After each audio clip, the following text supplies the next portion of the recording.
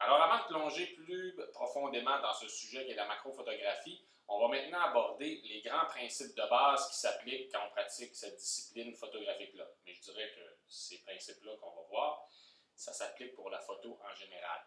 C'est super important à maîtriser parce que en animalier, on n'a pas le temps de commencer à réfléchir à nos ajustements et qu'est-ce qu'il faut faire. Donc, il faut que ça devienne un peu de l'ordre du réflexe parce que souvent, les animaux, là, ils n'attendront pas qu'on s'ajuste puis qu'on se rappelle de ce qu'il faut faire pour être capable d'aller chercher une bonne image.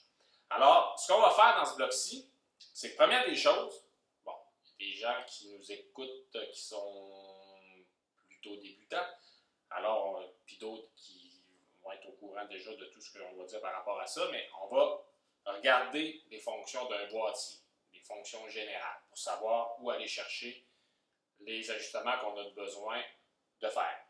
Ensuite, je vais vous présenter sur la caméra directement, moi, les ajustements que je fais quand je fais de la macrophotographie. Alors là, on va vraiment regarder vitesse d'obturation, ouverture, on va regarder les white balance, on va regarder les ISO, on va regarder le peaking. Je vais tout vous montrer où se trouvent ces fonctions-là dans le boîtier. Puis, pour finir, on va parler du triangle d'exposition, puis les façons de bien exposer une photo. Alors, on commence avec le boîtier. On va analyser les caractéristiques physiques d'un boîtier. Moi, je travaille avec un boîtier Sony. On a ici la Sony A7S II. Évidemment, le nom des fonctions d'une compagnie à l'autre, ça varie, mais les fonctions demeurent sensiblement les mêmes. Évidemment, ça va changer tout dépendant de si c'est un boîtier entrée de gamme, moyenne gamme, haut de gamme. Mais tantôt, on va quand même faire une comparaison avec un boîtier Canon, juste pour voir que bon, les noms, surtout sur la molette, ça va différer de chez Sony à chez Canon. Première des choses, tantôt, on va parler des bagues d'allonge. Et pour les installer, ben, c'est pas compliqué. Il y a un bouton ici. On décroche, hein, on est dans le simplissime, là. On décroche l'objectif et les bagues d'allonge, c'est ici qu'on va venir les installer entre le boîtier et l'objectif. J'en profite pour vous parler des capteurs numériques. Là, nous, on va être dans les buissons. Il y a des chances qu'il y ait du vent, il y a des poussières qui peuvent se déposer sur le capteur. Les boîtiers numériques, ça fait apparaître vraiment beaucoup les poussières. Alors, dans ce temps-là, bon, évidemment, les poussières, ça peut s'effacer avec des logiciels de post-traitement en photo, c'est facile. En vidéo, c'est un peu plus compliqué. Mais si on veut éviter des problèmes, on se dépêche. Quand on change un objectif, on se dépêche de refermer la caméra rapidement. Sinon, s'il y a quelque chose, puis de garder le boîtier par en bas, s'il y a quelque chose qui se dépose sur le capteur, on peut utiliser des poires comme ça pour déplacer ces poussières-là. Si c'est une poussière collante, on ne commence pas à prendre son t-shirt ou un bout de gant pour aller essuyer ça. Là. Ils se vendent dans le commerce, c'est des petits balais avec un petit liquide pour nettoyer les capteurs. On prend vraiment juste ça. Ensuite, on travaille plus souvent qu'autrement avec des trépieds quand on est en macro. Donc, on utilise des griffes comme ça, des sabots comme ça, qu'on vient fixer au boîtier. Il y a toujours un trou de vis en dessous. Et là, on le fixe là. Idéalement, plus long que ça. Hein, celui-là ici, moi j'aime mieux quand ils sont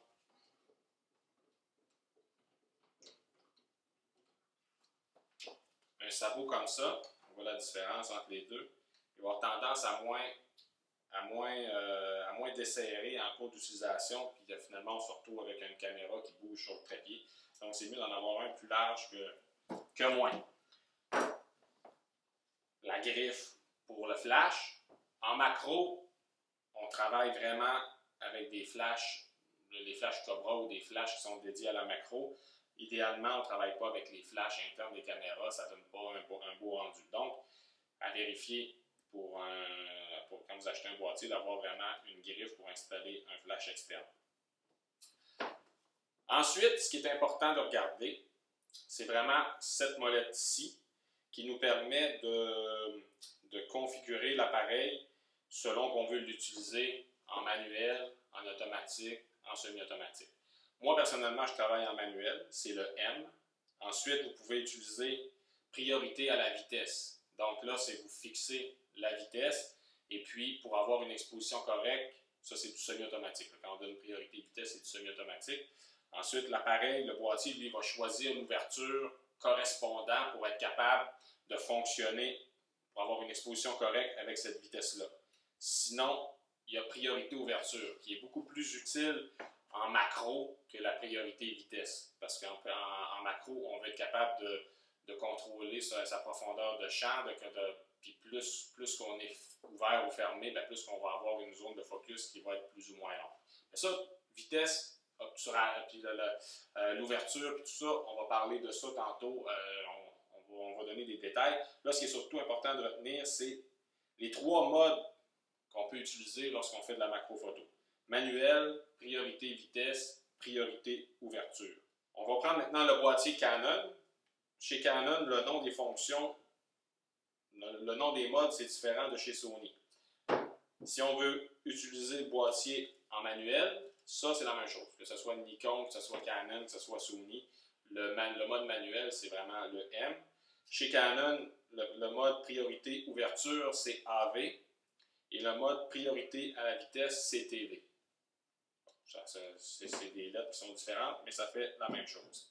Ensuite, ce qu'il faut que vous trouviez sur votre boîtier, c'est comment ajuster les ISO. Ça, c'est vraiment, moi ici, chez Sony, c'est sur la roulette, sur l'A7S2, parce que d'une caméra à l'autre, ça c'est l'A7S2, les ISO sont accessibles sur la molette ici. Avec l'A77II, les ISO, c'est un bouton sur le dessus. C'est différent, mais ça, c'est quelque chose, c'est une fonction que vous allez vous servir souvent, l'ISO. Ensuite, il faut être capable de trouver la fonction loop. Parce que quand on va faire notre focus, vu qu'on a ces petits sujets-là, on veut avoir le plus de détails, puis étant donné que la zone de focus est tellement courte, il faut être capable de vraiment bien placer notre focus sur l'œil. Alors là, la fonction loop va nous permettre de zoomer dans l'image et de voir si on a placé notre focus au bon endroit. Fait que ça, c'est vraiment... Puis souvent, comme ce boîtier-là chez Sony, on est capable de placer les fonctions sur un bouton ou sur un autre. Alors, mettez-le à des endroits où c'est vraiment facile d'accès parce que vous allez vous en servir souvent. Ensuite, il faut retrouver les molettes pour la vitesse, ajuster la vitesse, ajuster l'ouverture. Donc, ouverture, vitesse, les ISO, la loupe. Grosso modo, c'est ça que vous allez vous servir comme fonction sur le boîtier. Ensuite, sur l'objectif, vous avez la bague. Ici, on a l'objectif Canon, l'objectif Sony, le macro 90 mm. Donc, le focus se fait en jouant sur les rapports de magnification. Bon, maintenant, on va regarder dans le boîtier les ajustements qu'on peut faire. Puis, je vais vous dire, moi, comment je les ajuste en général quand je fais de la macro. Évidemment, il y a deux grandes approches. D'une part, si on travaille en lumière naturelle, on va faire un certain type d'ajustement. Si on travaille au flash, ben là, ça va être d'autres choses. Donc, on va commencer en lumière naturelle. Moi, normalement, première des choses, j'ajuste toujours lui, sur ce boîtier-là, la molette pour choisir le mode est de ce côté-là, contrairement à ce qu'on a vu tantôt. Donc, moi, déjà, je le mets toujours en mode manuel. Je travaille à peu près jamais avec les modes semi-automatiques. Fait que ça me permet de contrôler complètement l'ouverture puis la vitesse d'obturation. Bon, l'ouverture, première des choses, ouais. Qu'est-ce que c'est? C'est le diaphragme. Finalement, c'est des genres de petites palettes qu'on va ouvrir ou fermer pour laisser entrer plus ou moins de lumière. Quand on est pleinement ouvert, on laisse entrer beaucoup de lumière dans le capteur. C'est plus facile. Bon, pour l'exposition, ça nous donne une chance. Sauf que ce qu'il faut retenir, c'est que quand on est pleinement ouvert, notre profondeur de champ va être plus courte. C'est-à-dire que là, on va flouter l'arrière-plan. En macro, c'est un problème quand on est pleinement ouvert parce que avec le rapport de magnification 1-1, avec les objectifs macro, avec les accessoires macro, notre zone de focus est déjà super courte. Donc, si vous ouvrez en plus, ben là, vous ne vous donnez pas de chance. Donc, idéalement, on essaie de travailler fermé. Bon, ouvert, c'est des petits chiffres, là, les F1.8, F4, F5. Bon, là, plus on est proche de 0, plus on est ouvert. Plus on est proche de 22, 30, ben là, on est fermé. Donc, en macro, moi, il faut faire des compromis à un moment donné. C'est que j'essaie le plus souvent que je le peux de travailler autour de F11. C'est quand même c'est relativement fermé. Le diaphragme est relativement fermé. Ça me donne une profondeur de champ plus longue, puis ça me donne une chance d'avoir des sujets qui sont l'entièreté du sujet qui se retrouve dans la zone de focus.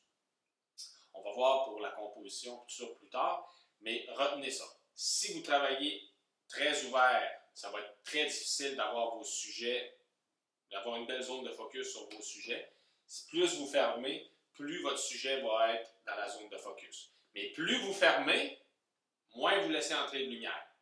Donc, c'est ça. Quand on parle du compromis, c'est ça. C'est-à-dire que là, vous allez il va falloir que vous touchiez à d'autres aspects de la caméra, d'autres fonctions pour être capable d'aller chercher plus de lumière pour que ça fonctionne. Donc, moi, normalement, pour ce qui est de l'ouverture, je travaille autour de F11. Quand on est ça, je te dirais que c'est plus en mode flash. Parce que quand on est en lumière naturelle, ça va arriver que je vais travailler F5, 6, F6, F7. Et là, on le voit ici. Lui, OK, il est ici. C'est que là, hein, F9.5, F8, on est encore correct. C'est sûr qu'à partir du moment où là, on continue à se rapprocher du F3.5, du F4, ben, l'exposition s'en ressent, mais c'est plus difficile d'avoir une belle zone de focus. L'autre chose qui est importante dans mes ajustements, c'est la vitesse d'obturation. Hein? C'est-à-dire la vitesse à laquelle se prendra l'image. Si vous travaillez en vitesse lente, je ne sais pas moi, un tiers de seconde, un quart de seconde, un huitième de seconde, un dixième de seconde, bon, évidemment, si votre caméra reste, la vitesse, plus c'est lent, plus ça permet à la lumière d'entrer. Donc, vous donnez une chance, quand vous travaillez en vitesse lente, vous donnez une chance à la lumière d'entrer, vous donnez une chance à votre exposition. Sauf que ça prend, c'est sûr que si vous avez un sujet qui bouge le moindrement, ben là, il va se retrouver flouté parce que ça va faire des traînées. Quand on travaille avec des sujets qui remuent, il faut avoir des vitesses plus rapides pour vraiment figer l'image. Quand on est avec des vitesses lentes, il faut impérativement travailler au trépied. Parce que si on est à main levée avec une vitesse lente, le simple petit mouvement qu'on fait en tenant l'appareil, ben, ça va se retrouver dans l'image va être floutée. À l'inverse, si vous travaillez avec des vitesses super rapides, du 1/2000, 1/3 millième de seconde, normalement, ça va être des vitesses qu'on va utiliser davantage avec les oiseaux, par exemple. On veut vraiment, un oiseau, ça bouge vite, il est en vol, on veut le figer en vol, on va travailler avec des vitesses qui sont super rapides. Plus ça va vite, moins ça permet à la lumière d'entrer dans le boîtier. Donc, c'est un problème. En macro, les animaux ne sont pas si rapides que les oiseaux. Donc, moi, normalement, les ajustements, ma vitesse d'obturation, je travaille autour de 1/200, 1/250e de seconde. Évidemment, ça change si on est en lumière naturelle, lumière artificielle. Mais en lumière naturelle, ça commence à être difficile d'aller chercher plus que 1/250e. On va se retrouver avec une image qui est sous-exposée. Puis si elle est sous-exposée, ça veut dire qu'il y a moins d'informations qui sont rentrées dans le boîtier. Ça veut dire que votre photo elle sera pas top-notch.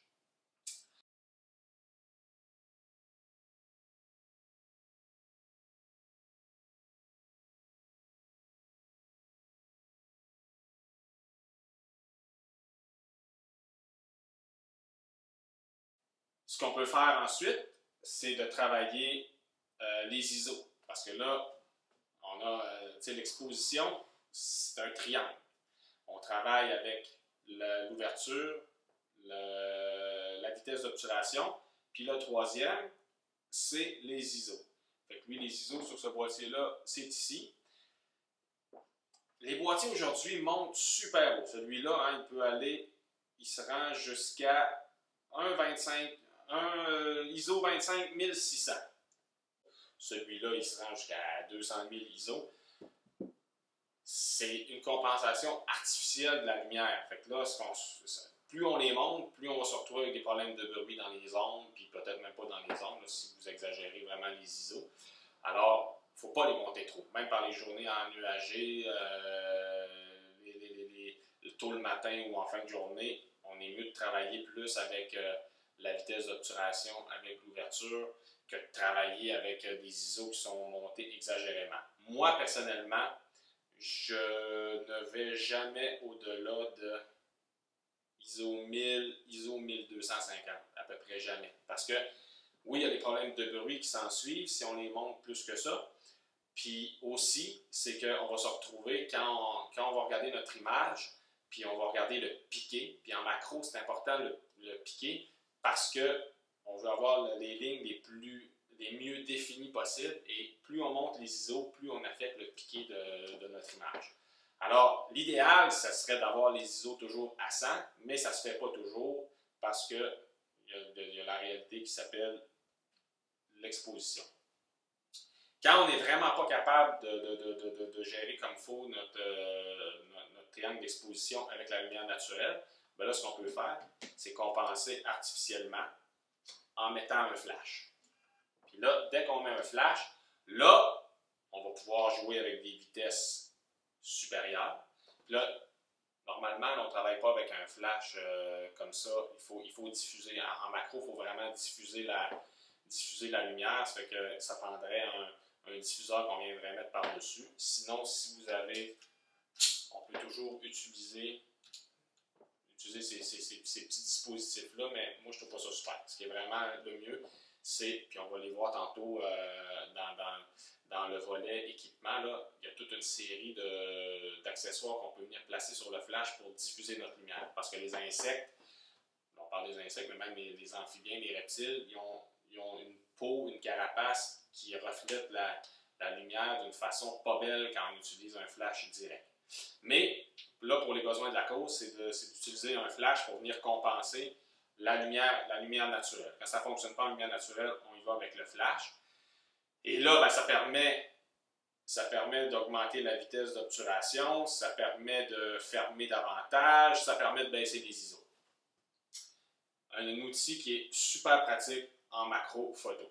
Sinon, autre fonction qui est super utile, dont je me sers moi toujours, là on rentre dans le menu et là on s'en va dans les fonctions de la caméra et là on ajuste ce qu'on appelle ce qu'on ajuste, c'est le peaking en anglais, hein, on va dire en anglais. Qu'est-ce que c'est que le peaking? C'est quand on installe notre caméra, puis que là, on a notre sujet, puis que là, on essaie d'installer le focus dessus, ben, c'est un aide au focus. La caméra va surligner en rouge. Bon, on peut choisir les couleurs. Moi, j'utilise le rouge. Je trouve que c'est ça qui est le plus apparent, mais vous pourriez utiliser un surlignage en blanc ou en jaune aussi. En tout cas, c'est comme ça chez Sony.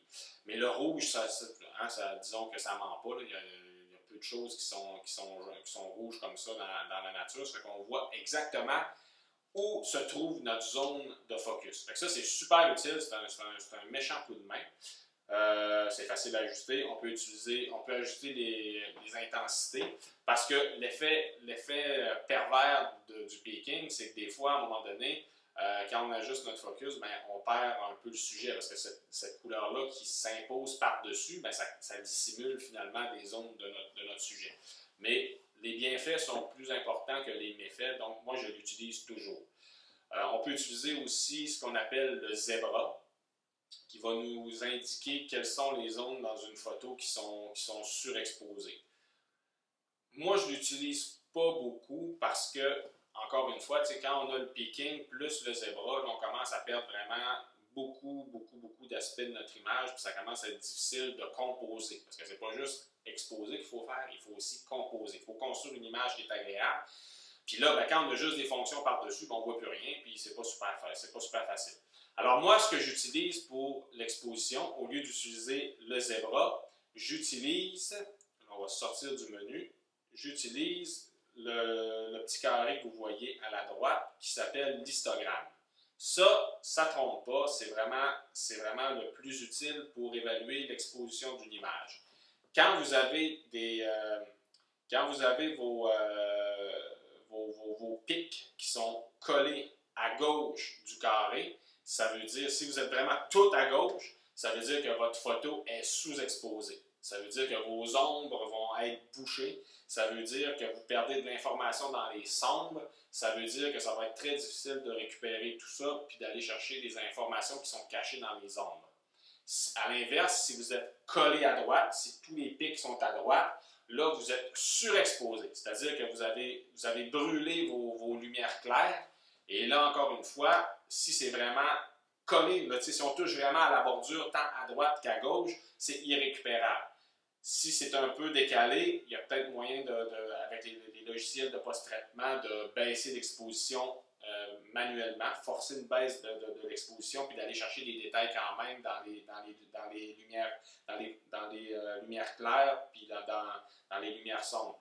Mais l'idéal, c'est vraiment d'aller chercher un histogramme que vous touchez ni à droite ni à gauche, puis que vous avez vos pics qui sont plutôt centrés et décalés un petit peu à droite. Parce que les boîtiers récupèrent plus d'informations dans les hautes lumières que dans les basses lumières. Donc, si vous avez à choisir entre être relativement décalé à gauche ou être relativement décalé à droite, c'est mieux de travailler relativement décalé à droite. Autre fonction qu'on utilise, si vous prenez, moi je ne l'utilise pas souvent parce que je vous disais que je travaille vraiment toujours en mode manuel, mais si vous travaillez en mode semi-automatique, mettons qu'on travaille en mode priorité à l'ouverture, bien là, vous avez une fonction qui est une compensation forcée de l'exposition. C'est ce petit logo-là qu'on voit là, avec un plus et un moins dans un carré. Et ça permet finalement de dire, OK, là, tu m'as fait une image exposée comme ça, avec des ajustements, mais moi, je te force à me rajouter plus 1, plus 2, ou à l'inverse, enlever moins 1, moins 2. Fait que ça, des fois, ça peut être aussi un coup de pouce là, pour exposer correctement vos images. L'autre chose qui est important d'ajuster, c'est le white balance. Là, vous allez trouver la fonction un peu n'importe où sur votre boîtier, tout dépendant de la compagnie et du modèle que vous avez. Moi, c'est un petit bouton ici. Et là, je vous dirais que pour ne pas se casser pour ne pas se compliquer la vie, tout le monde maintenant utilise White Balance automatique. Puis si ça ne fait pas votre bonheur, après, vous le trouvez trop comme ci ou trop comme ça, ben, c'est pas compliqué. Après ça, on l'ajuste avec un logiciel comme Lightroom. Si vous voulez ajuster le white balance avant, ben là, après ça, ben, bon, si c'est une lumière du jour, vous avez différents ajustements. Vous avez des choses qui sont prédéfinies, lumière du jour, ombre, nuageux. Sinon, vous pouvez y aller personnaliser. Mettons, on rentre dans fonction, oups. Puis là, on peut choisir comment on l'ajuste. C'est un peu plus compliqué. Moi, je vous dirais de travailler soit en lumière, soit en white balance automatique, ou alors avec ceux qui sont déjà prédéfinis. Et on voit quand même, en auto, il nous le met quand même, il nous le met terne. Hein? Fait que des fois, c'est bon aussi de jouer avec ça. Et ça, c'est une autre fonction qui est importante d'utiliser.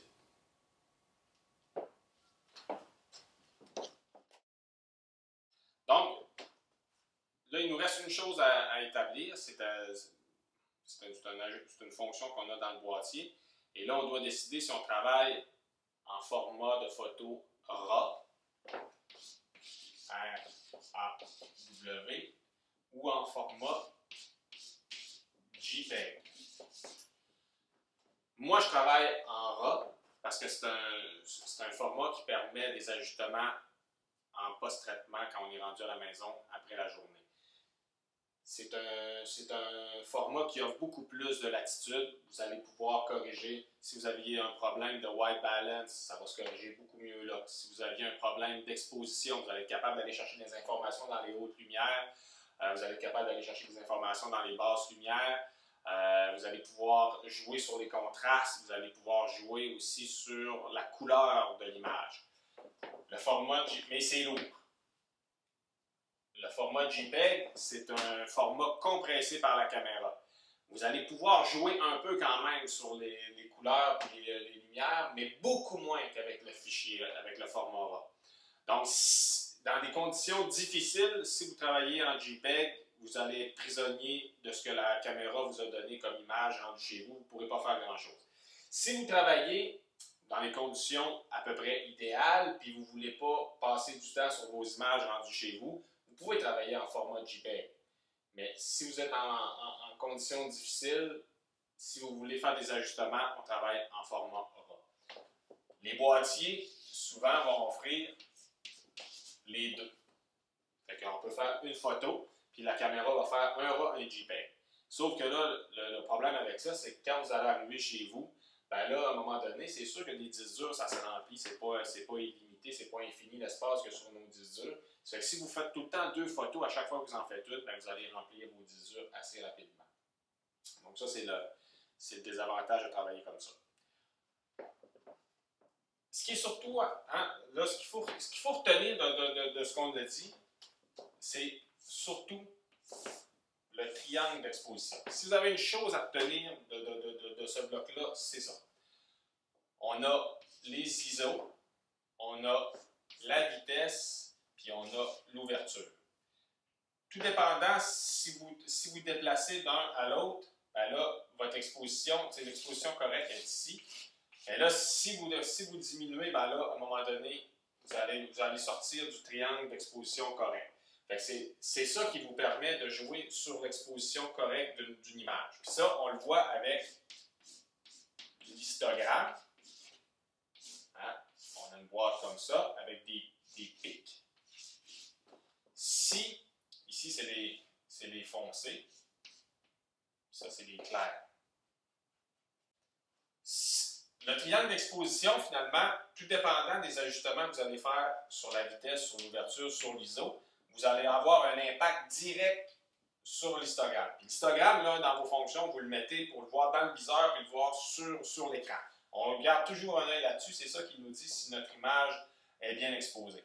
Donc, si on augmente la vitesse, qu'est-ce qui se passe en augmentant la vitesse d'obturation? On fait entrer moins de lumière dans le boîtier. Donc là, l'histogramme va se tasser de ce côté-là.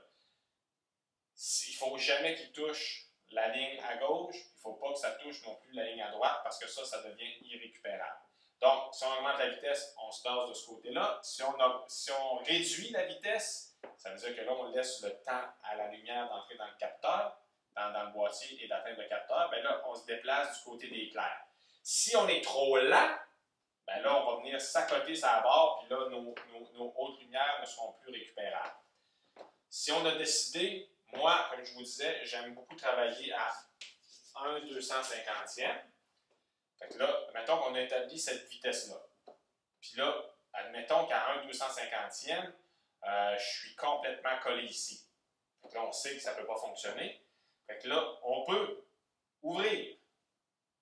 Admettons qu'on était, quand on était collé ici à 1/250e, admettons qu'on était à F5,6. Ça nous laisse une petite marge. On pourrait décider de descendre ça à F4. Fait que là, F4, on se déplacerait par là. Mais là, F4, il ne faut pas oublier. Plus on ouvre, plus la zone de focus devient restreinte. Fait que là, des fois, on est mieux de ne plus toucher à ça parce que là, mettons qu'on décide, OK, pour le sujet que j'ai, F5.6, c'est le plus ouvert que je peux c'est l'ouverture que je peux utiliser qui est la plus grande parce que plus que ça, je perds le focus est plus correct.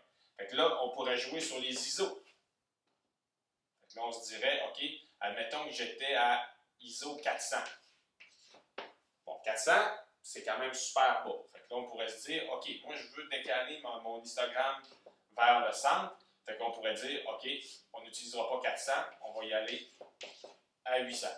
Fait que là, on va s'être déplacé de ce côté-là. Et l'idéal, c'est vraiment d'avoir un histogramme qui est relativement à droite. Il ne faut pas qu'il touche, c'est qu'il soit centré et relativement à droite.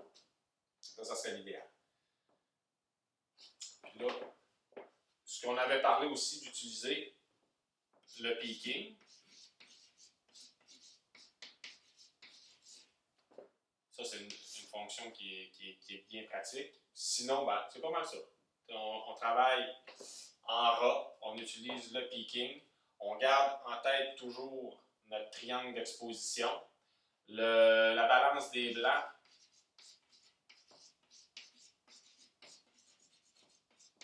Ben, on peut y aller en automatique ou avec les ajustements prédéfinis dans votre boîtier.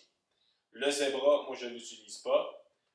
Donc, avec ça, comme ajustement, hein, on travaille, moi, j'essaie de travailler autour de 1/250e. J'essaie de travailler ici F9, F11. C'est vraiment l'idéal. Quand on est vraiment plus capable avec le triangle d'exposition, ben là, ce qui peut arriver, c'est qu'on aille se chercher un flash ou un trépied. Le trépied permet des vitesses plus lentes. Vu que la caméra est stable, est fixée, ben on peut réduire notre vitesse puis faire une photo qui va fonctionner parce que la caméra va être stable. Mais il ne faut pas oublier que face à la caméra, c'est souvent on est sur des herbes, le vent peut agiter tout ça ou les insectes bougent. Donc, à un moment donné, on ne peut pas être si lent que ça non plus parce que c'est l'environnement qui va bouger et qui va flouter l'image. Donc, ça ressemble à ça.